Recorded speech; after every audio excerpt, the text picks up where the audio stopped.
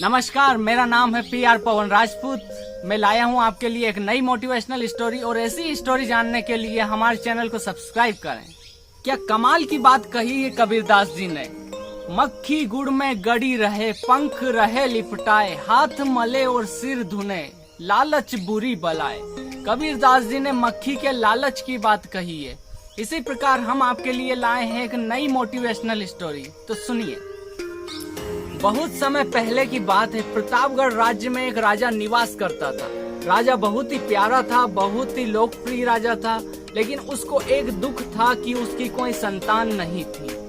अब जब उसको इस बात के बारे में, जब वो बुजुर्ग होने लगा, उसने बात को सोचा, विचार किया। फिर उसके मन में एक ख्याल आया कि क्यों ना मैं राज्य से किसी एक लड़के को गोद ले लेता हूँ, जो राज्य की देखभाल करे, राज्य की बागडोर संभाले और उसका उत्तराधिकारी हो।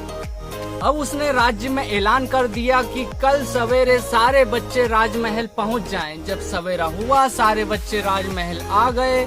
राजा ने बहुत सारे बच्चों को देखा, लेकिन वो फैसला नहीं कर पाया कि मैं इनका किसको राजगद्दी के लिए चुनूं, किसको कौन सही वारिस होगा। इसके लिए उसने एक काम किया। राजा चतुर था, उसने सभी बच्चों को एक एक बीज दे दिया और बच्चों से कहा कि ठीक है, तुम अभी घर जाओ। 6 महीने के बाद जिसका पौधा अच्छा होगा मैं उसी को गोद लूंगा। अब यह बात लेकर सभी बच्चे घर चले गए।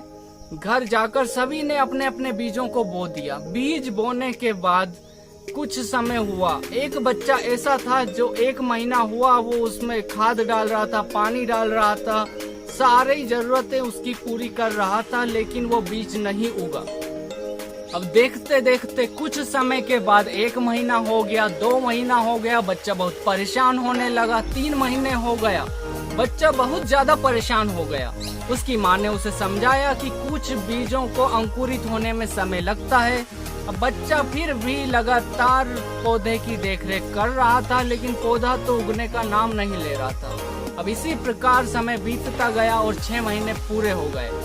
6 महीना पूरे होने के बाद सभी बच्चे राजमहल पहुंच गए। राजमहल पहुंचने के बाद सभी बच्चों के गमले में कुछ ना कुछ पौधा उगा हुआ था।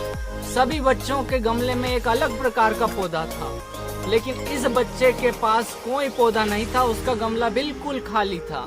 अब यहाँ सब होने के बाद फिर भी बच्चा डरा हुआ, सहमा हुआ राजमहल पहुंच गया।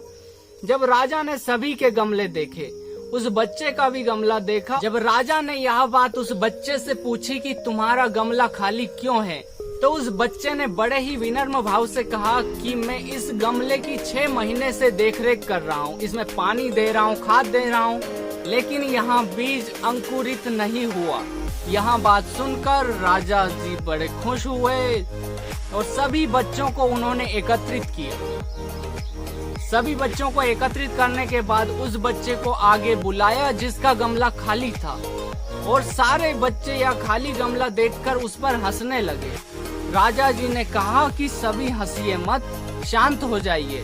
और उसने उस बच्चे का गमला देखकर सभी को दिखाया और सभी से ये बात बोली कि मैंने जो तुम्हें बीज दिया था वो असल बीज था ही नहीं, वो असल में कुछ बीज के आकार के कंकड़ पत्थर थे।